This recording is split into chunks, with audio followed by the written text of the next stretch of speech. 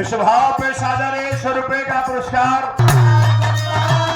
बाबुल के अंगना सखियन के संगना बाबुल के अंगना सखी संगना छूट जाला लड़ी कैना का प्यार छूट जाला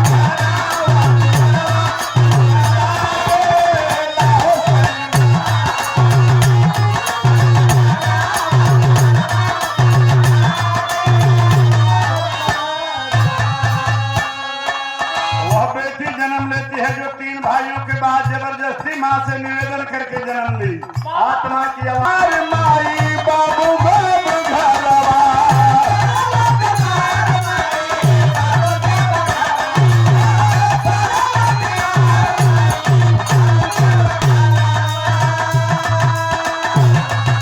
अरे चारों जन के साथ ही लगन में खबरवा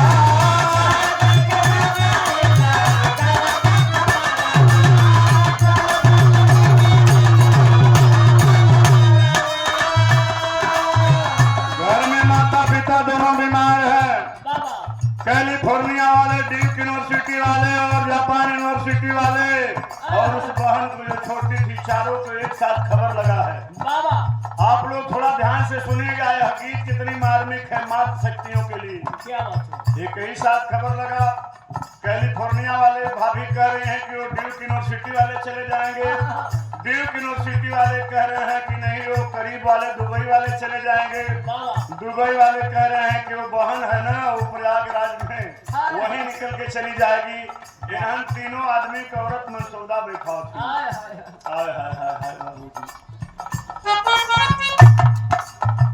तीनों मन सौदा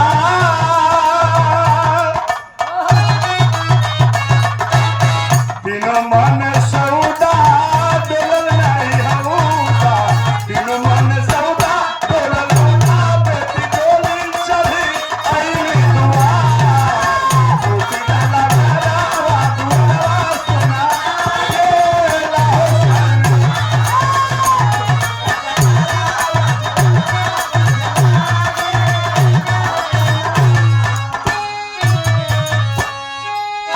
तीनों नहीं आए कारण तीनों भाभियां बन गई और जो बेटी अपने से कम व्यवस्था में पढ़ी लिखी थी अपने माता पिता की सेवा के लिए बिना मनसौदे के बाबूजी भागल पर आयल अपने माता पिता की सेवा के लिए हाजिर। इसलिए है महामानव बेटी बेटा में कभी भेद मत करना।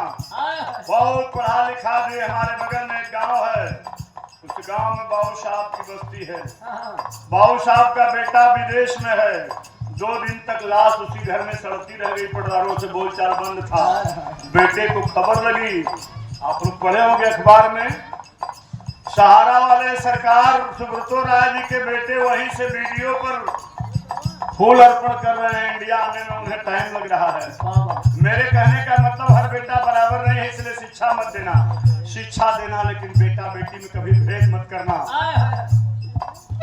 गीत की हमारी आखिरी लाइन है और इधर आयोजक मंडल के लोग भी शील्ड अवार्ड और डायरी लेकर खड़े हैं। मैं भाप रहा हूँ।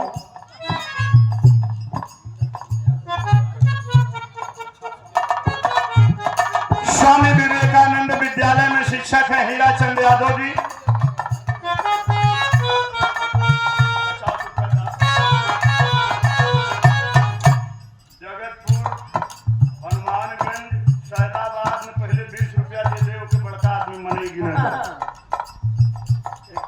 पुरस्कार बहुत बहुत प्रणाम आपको है।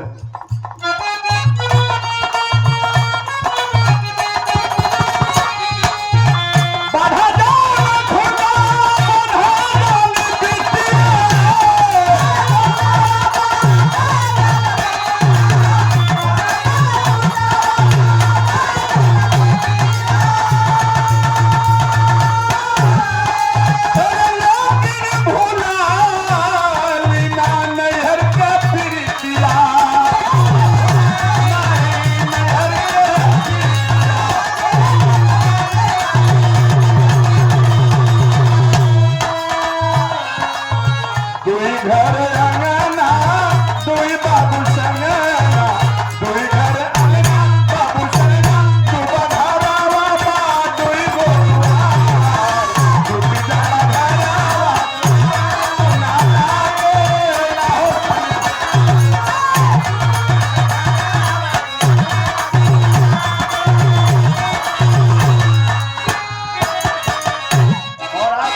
सामाजिक संदेश है।